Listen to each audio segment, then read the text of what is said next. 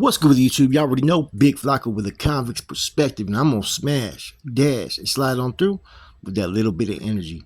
Please hit the like, subscribe, comment, do all those things that help support this channel, and hit the bell notification for future fire content. Now, many of you guys probably don't know about the next topic I'm gonna talk about. It's about a group that was titled SSG, Southside Government. It is probably the one and only attempt to ever have a subfaction that worked under the MA's umbrella, right? And it was very, very short-lived. That's why very few people know about it. Us as Norteños, we had identified it back in the early 90s. Therefore, for years, anybody that we thought that were influential, Sureños, that were potential strong MA sympathizers, we would classify as SSG.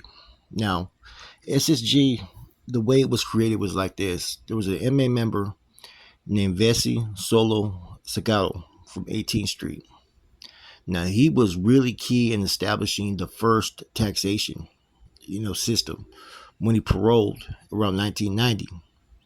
I think the first ever hood they focused on the taxation at that time was, I think, the Little Cycle chapter. Then Hollywood Winos, I think, was next, right? Now, at that time, what it was it was a title to organize the Southsiders out in the streets, and it started off in 18th Street. Okay, at that time they started to establish a tax system, and they would call them key holders, right? These would be individuals that today would be kind of like camaradas in a sense, right? Now, they took the name SSG because they were basically a government out there in the streets that was enforcing policy for the Mexican mafia, but at the same time they started to operate a little independently, right?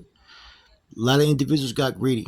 And see, the thing with this, right, was a title was taken without the clearance from the overall mass collective of emeros, and this is something that the MA has always done is they never allowed an offshoot to be created that worked under them, that would thrive like an organization.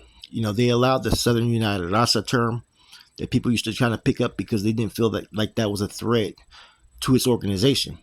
Now, Vessi, Solo, whatever you want to call him, was very successful in implementing this tax. That in 92 and 93, a lot of other carnales that were getting out started to enforce this same policy. Now, he brought in another individual at that time, which was Puppet Martinez.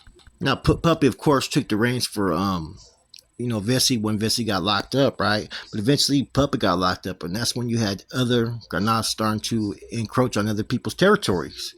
And at that time, this is around when the SSG pretty much got shut down at that time.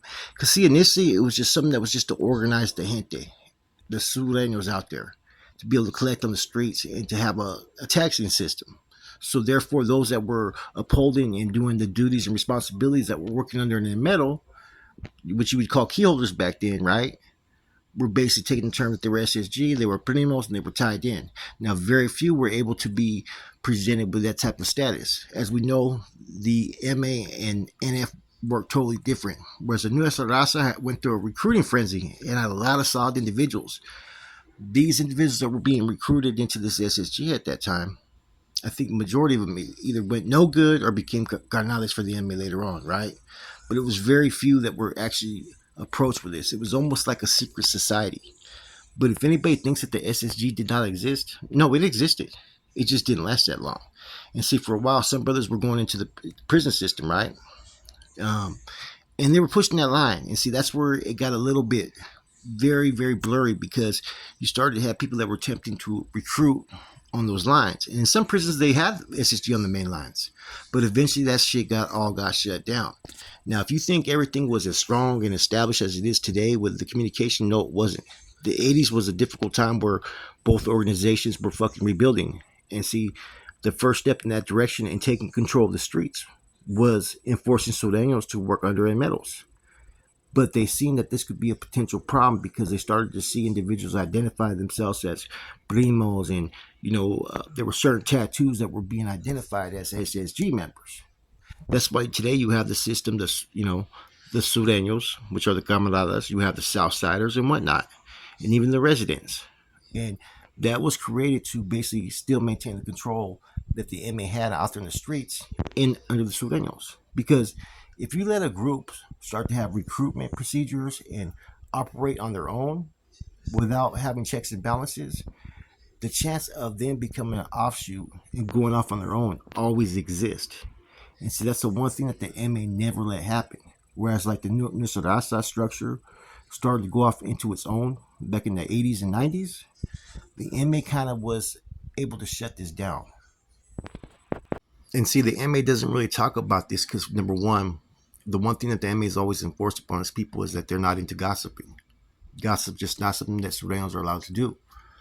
Two, if they were to give validation about that there was a secret group, an attempt at one time to that actually operated out there in the streets and was collecting taxes and potentially was started to go into prison, it becomes a threat. You know what I mean? It's something that the MA is not going to allow because the moment you give any life to anything, you never know where it's going to go. So the MA shut that down quickly. But a lot of that shutting it down was because you had a power struggle amongst the metals at that time. Because with Vesi's system, puppet and whatnot, they were able to control a lot of territories. Like I said, there was a lot of people were going outside of their jurisdiction, and having control of certain areas. And it all came down to money. Then you had individuals that were part of this new pyramid system, right? That operates a little bit different. See, with the NF, right? You get the foot soldiers at the bottom, they're not making as much, and it goes up to the top. With this system, right? The Metal has a whole bunch of territories he has established. He allows his foot soldiers to make that money, and he gets a trickle down effect to where he has a whole bunch of them kicking him in money. But it's not as far as, I'm saying, he allows his workers to make money. And see, this is how allowed individuals to have pull, within the system. It's like, okay, you're from a certain neighborhood, you have a big homie, you know what I'm saying? If you're not collecting taxes, at least reach out to him and take care of him. Okay, as you take care of that big homie, he got spalada if you ever get put in a situation. That's how they politic. It's as simple as that, right? They found a system that really worked for down south, and it's changed over the years, like I said, right? But this at the same time, it's remained the same. So they still almost operate similar to how this SSG was created, but there's a little bit, how you say it, you're answering to somebody. Some of these individuals started to go off on their own because a lot of them, like I said, this was the first time where you had a group of individuals, different hoods, that were out there doing the things that they're doing today, collecting taxes from drug dealers, doing home invasions, doing hits and whatnot. And the shit got real serious out there at that time.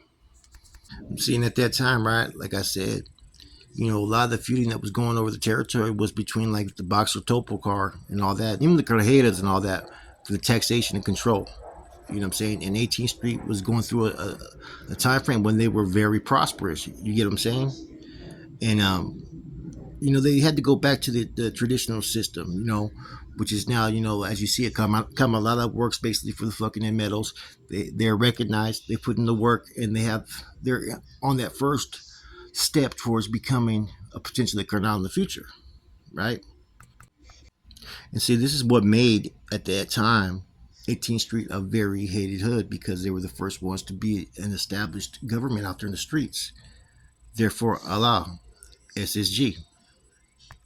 So basically, you had a group of individuals that worked for an metal that took under the title of an SSG. As far as this is what they were doing, working for them, and it started to catch fire a little bit in the system for a time being because remember, I was telling someone the other day, like communication at that time in the 90s from the Pintas was not as fast as people think. Not every yard had hit lists. You had dudes that were fucking from both sides that were fucking no good on these yards, right? That would build walls around them that when anybody touched down on that yard, they would get shut down. And if you had any type of power or influence or knowledge, you were going to get fucking rolled up off the yard because someone was going to tell on you. You know what I'm saying? So that's why back in the 80s and 90s, some of these yards actually would have individuals that were no good on them, dropouts. Now, the higher level was a little bit harder because you had a lot of shoe kickouts. And at that time, people that were in the shoe were around validated prison gang members. So like level 4s, you wouldn't see that type of environment. Level 3, level 2, you would. So for years, I'm going to talk to you guys from the North Daniel side. We would classify people as either MA or SSG or Sureño. And to us, an SSG was someone who was an organized Sureño. That See, we were very unsure if they had an educational curriculum like the Norteños. See, that's the difference between the NF and MA. Is the NF took a hands-on approach to provide history, education, clecha, warfare tactics and whatnot to its overall collective. The MA does that only with a select few. It chooses, and it has to be someone that they feel is proven worthy, that's made sacrifices, that's put in work, that's been a secretary. Those are the individuals that get first, dibs on getting any education from any metal, because basically they're not worried about what their past is. They're only worried about what the future is and what money they're making today. Whereas the NF has took, granted, some of the stuff that the NF has fucking schooled Northerners, Norteños has been propaganda. It's took on hands-on approach to where they're going to understand bonds, formats, how to file complaints, write reports, history, and whatnot. The Southsiders don't have that agenda. You know what I'm saying? But the camarada is the closest thing that you can sit there and say to an soldado. But in some senses, a camarada has a lot more. There's less of them, but they have a huger responsibility. It seems like, and usually a huger jurisdiction. Now they've gone through different chain of command procedures and whatnot. And like I said, even though there's different ways in how they apply it, the NF and MA have so much similarities, right? And both sides want to have control over the collective that falls under their jurisdiction or under their umbrella. So this is the truth about the Southside government. Now, we used to classify them. Anybody we felt that was touching down a yard that was SSG or MA, they were a potential target. A Mexican Mafia member back in the days was not to walk any main lines that we were on. That's 100% facts. No AB, no NLR, and even for a time being, no SSG. So if a Sureño came and they had certain tattoos from time to time, or conducted themselves different, right? They were programming. See, back in the 90s, right, and 80s, a lot of homeboys will tell you, right, they didn't have the same type of program we did. They didn't, wear their shoes all day. They weren't up all day. They kind of could do their own program. You know what I'm saying? So when someone came and was trying to enforce discipline and fucking order on a yard, and this was an established Norteño yard, we would view them as the first threat to go. Now, certain tattoos, we were identifying like a crown that had a circle around it. That was something, or terms like, royalty and loyalty was something that we were told the SSG's whole push was. And, but we didn't really have anything about what's if they did the education we did, like the essays, or they had a chain of command like ours. And we started learning about the Llaveros, then the Mesa and the different system that they had. And the camaradas were pretty much, like I said once before, they were the closest things to a or soldado. There just wasn't as many of them. But the ones that you did see were very educated, but they were involved in more criminal activities. They were holding positions like secretaries, more worried about where the drug and income was going on. I mean, there's been some that have even called hits on the streets because they've been told to by that metal, and like I said, there was a lot of hate. Vessi got a lot of hate for what he was able to do, but a lot of other individuals followed suit. If I'm not mistaken, I think Vessi and his girlfriend got killed out there in the streets at one time, man. I know that there was other individuals that were Sagados that had pull out there in the streets. I think they were their cousins or brothers, right? I think he had a brother named Solo or cousin, right? Now, I mentioned earlier, I get Vessi and Solo mixed up. Now, you also had individuals that were speaking out, that were put in positions as tax collectors out in the streets. Like I said, key holders. That some of them started to speak out. And see, this is what got the SSG shut down, because some of them felt that they were the backbone and putting in all the work, and they weren't being given enough credit for what they were doing. So a lot of them almost thought that they could independently go up on their own. And so this is what all led to the downfall and decline of a faction that was almost created. Now, the SSG was not created to combat the fucking Nuestra Raza or structure. The MA hasn't been worried about the structure or NF since the 70s. Everybody's been on their own page about establishing territory. They haven't viewed the NF as a threat or anything since back then. So the focal point in the SSG wasn't to be an offshoot in response to the structure, but it was to be something to organize the Southsiders on the streets who worked under the MA. Simple as that, man. Didn't last long. It got shut down because a lot of individuals started to go rogue. Anyways, a lot of you guys probably haven't heard about the SSG because, to be honest with you, it's a dark chapter that the MA doesn't want to put out there. Because almost a group of Southsiders who were organized by an metal who started to spread a little bit. If it would have spread, you never know which direction it could have went. You got to realize Southern California has, I don't know how many gang members out there, right? And this SSG had the potential to grow at that time. The MA is not a deep organization, but it yields a whole lot of fucking power.